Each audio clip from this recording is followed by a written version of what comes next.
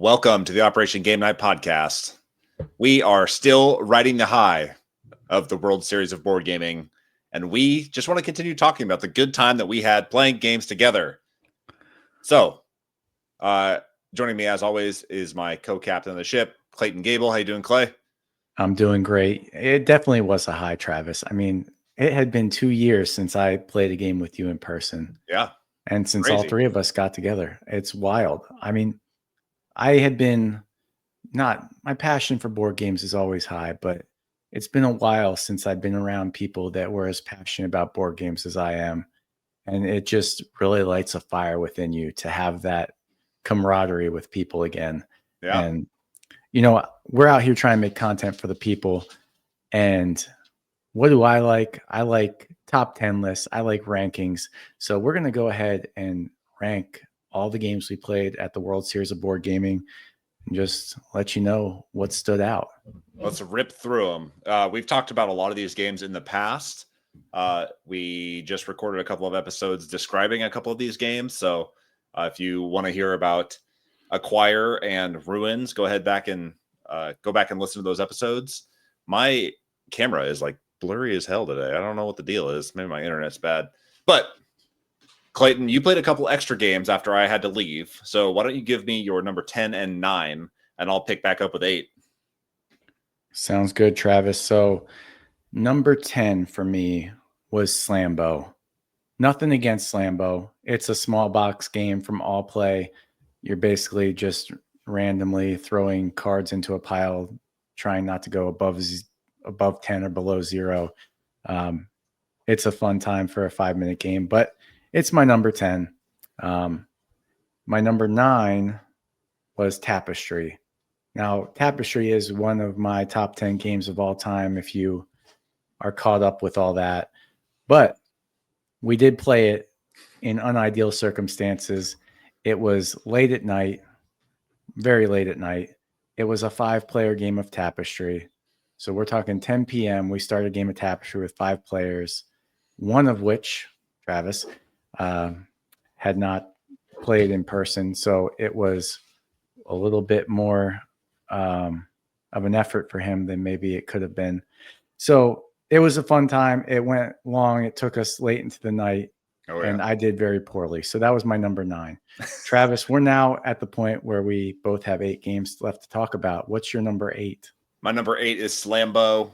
It's a quick game. It's fun to pass these cards around. It's fun to try and, yell like sumo wrestlers and pass the numbers around. But it's so simple. It's just like it's a filler game. It's like a 5-minute play.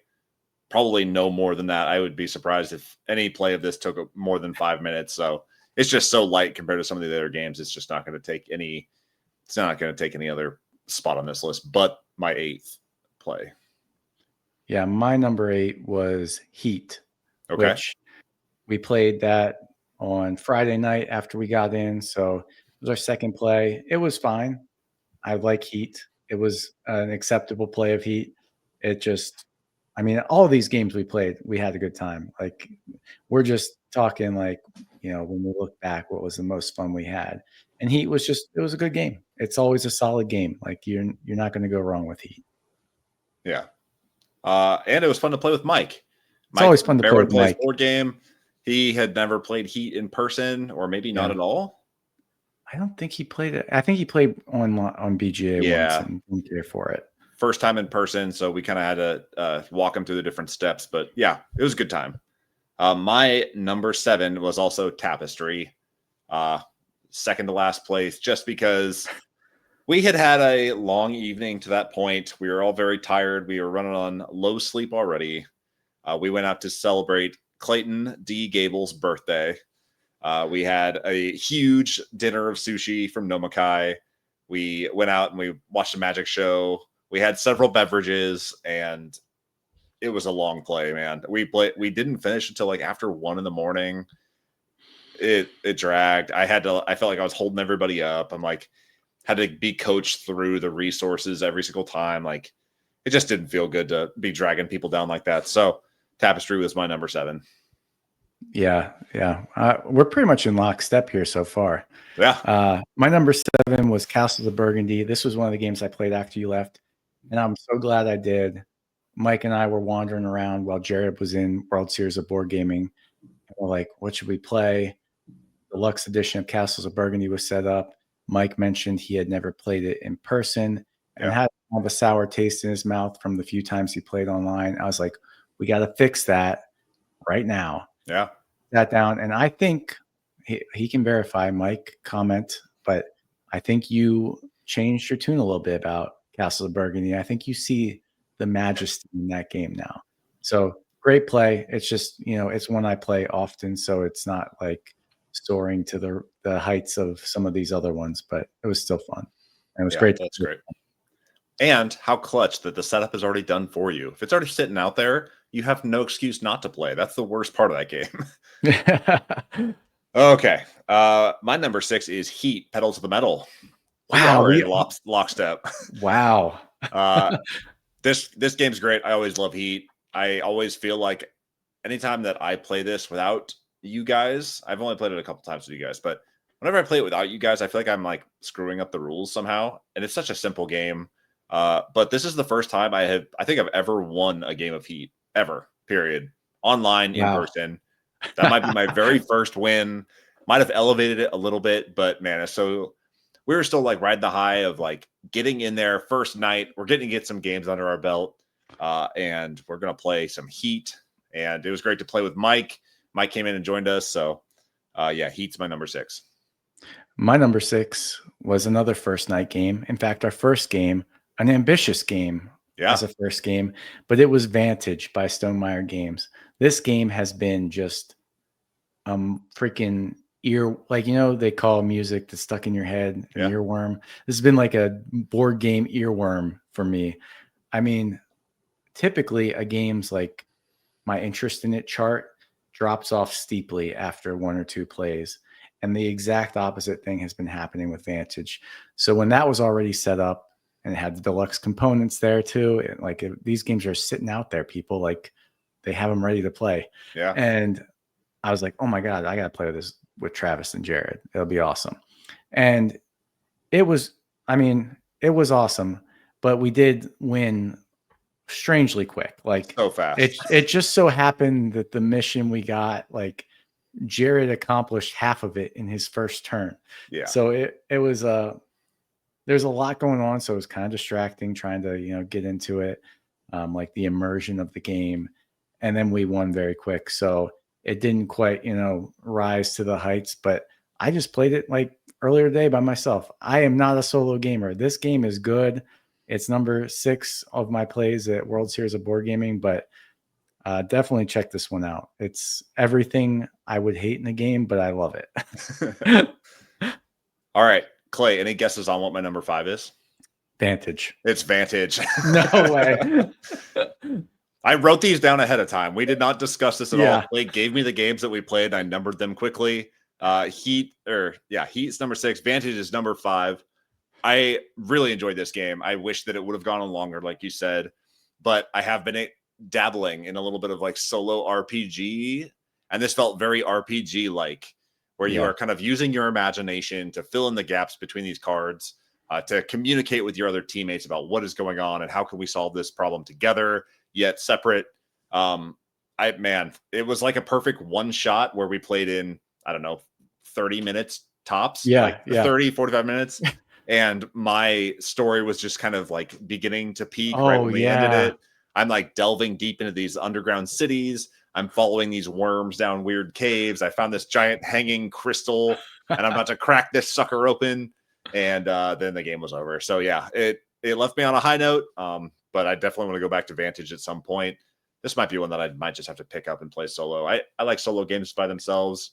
And if it's going to be like a immersive RPG on cards, then I'm going to be into it. So you would get a kick out of this solo, Travis. Heck yeah. All right, hit me, Clay. What you got? My number 5 is Ruins. I think based on our discussions, this might be where we diverge a little, but I mean, anything 5 and up here is like, I was impressed.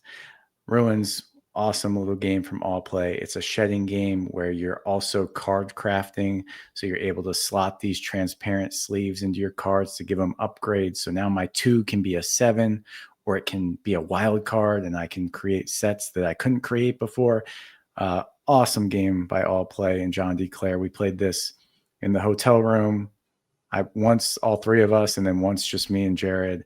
And I'm super glad to have this in my collection now because I did buy this one. But yeah, that's my number 5. All right. My number 4 is Ruins. I don't want to belabor this too much because we're going to gush about the same games a lot. But man, I have this sick satisfaction that I get out of punching cardboard pieces out of freshly purchased board games and sleeving cards. Sometimes I feel like I buy all these living card games just so I can sleeve the cards when they come in. And man, a game about sleeving cards feels really good to me. So Ruins is up there. I love the mechanic. I think it's cool. There's some weird, like, interesting decisions that they made rule wise. But if you want to hear more about that, go back and listen to our Ruins episode. Clayton, hit me with your number 3. Number 4. Yeah. I got a jump start on you a little bit. I forgot. Yeah. So my number 4 is No Loose Ends. So this is a games, trick-taking game. I love this game. Like, trick-taking games, I buy a lot of them. A lot of them end up being way more convoluted than I want them to be. But No Loose Ends, it just has such a cool little core hook where you're planning out your perfect crime. You're putting cards down from your hand that say, I'm going to win this many tricks. And then you have to do it in a way that covers up your traces. So if I put down a 2 blue as my bid, I have to win a trick with a 2 or win a trick that's with a blue card to cover that up. And it's just like, that's the core hook of the game. And it's very understandable. And it adds just enough to like a basic trick taking game. I loved playing this with you guys. Mike, Jared, like, it was so cool to teach you all and, see you guys appreciate this one. Yeah. My number 3 is No Loose Ends. Dude, we are we did not discuss this at all. You won't believe it, but we didn't. We did not. Gamehead came on the scene with a bang. Like, they kicked the door in. They're out there with some seriously banger games. I've seen a lot of people talking highly of Trinket Trove, No Loose Ends. Man, I wish that I would have played this previously. I bought their first suite of games, and No Loose Ends is shining amongst that first wave of Gamehead publications. We talked to Paul Solomon here on the podcast, friend of the show. Man, he is such a smart guy and knows what he's doing with Gamehead right now. And No Loose Ends really shines. Betting cards from your hand on what amount of tricks you're going to win. Not only are you like putting yourself at risk, like exposed risk when you are putting those cards out, but you're also decreasing your hand size to play with. You're decreasing your chance that you're going to win that amount of tricks. So, man, what a cool decision to make. And No Loose Ends shines amongst those small box trick takers. All right. My number 3 was Acquire. Okay. So we played this Sid Saxon game from the 60s. It's been around forever. I had no interest in it, really. The only reason I sat down there was because we were wandering for a long time, and it was one of the games that was already set up, and I assumed it would be not that hard to learn. I was right about that, but I was wrong about how fun it would be, because this game is so cool, trying to get stocks in the different hotel chains, create mergers, gather up all sorts of money. Like, the nuanced decisions there in how to play your tiles out on the board to maximize the size of different hotels and to create those mergers. Like, that's been another one that's been in my mind. Like, I really want to go back to Acquire because I think we all were just gobsmacked by it. Yeah, absolutely gobsmacked. However, my number 2 game is Blue Lagoon. Yeah. Blue Lagoon is a phenomenal game. We talked about it a lot on one of our Koa selections to Jared. Clayton came into this game with feeling some kind of way because Jared did not pick Blue Lagoon in that Koa selection. I think of the two games that we pitched, Blue Lagoon is the better game. I do believe that. Yes. Yeah. And I do love Blue Lagoon. I would love to own it. I'd love to have it on the shelf sometime. But man, what a sharp game. And so simple. It's like the same flavor as like a Rebirth, where you are just placing a chip on a space on your turn. That's it. Next player. Yeah. And the decisions that you make and the kind of maneuvering that you can do all feel really clean. You feel like your strategy really comes together or it falls apart based on that decision. It's on you alone, and you have just been outmaneuvered if it doesn't work out for you. So it's such a clean mechanic. I love Blue Lagoon. I could play this a million times. I wish it was available more readily and physically, and more readily available digitally, because I love Blue Lagoon. Well, that brings me to my number 2, which was Blue Lagoon.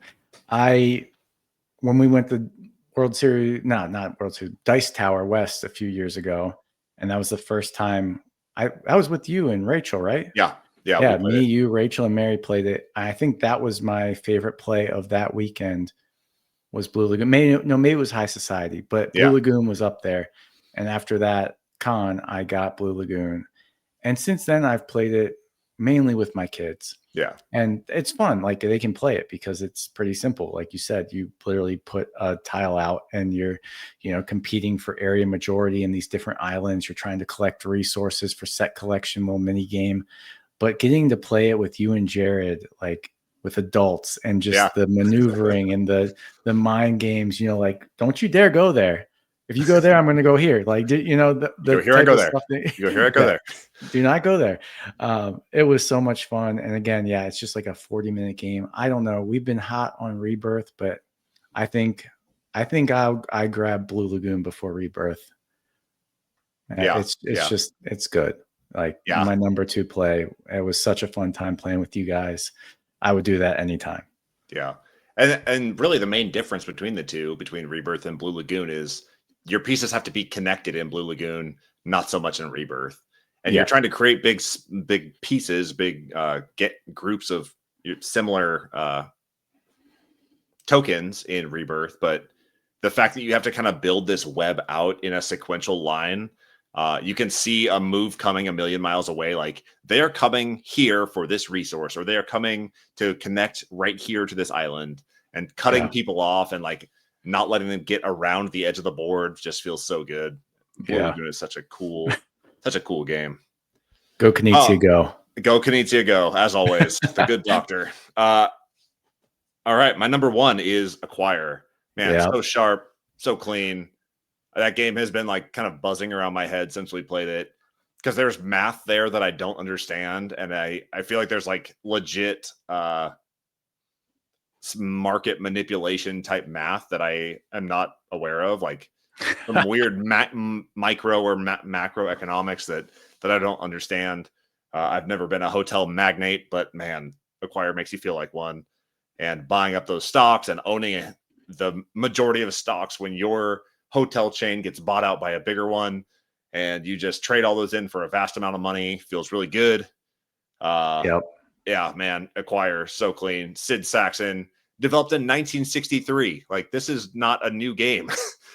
1963 is first published, and we played the 2023 version. I highly doubt that any rules have changed since that 1963 version. They don't need to. It's so clean.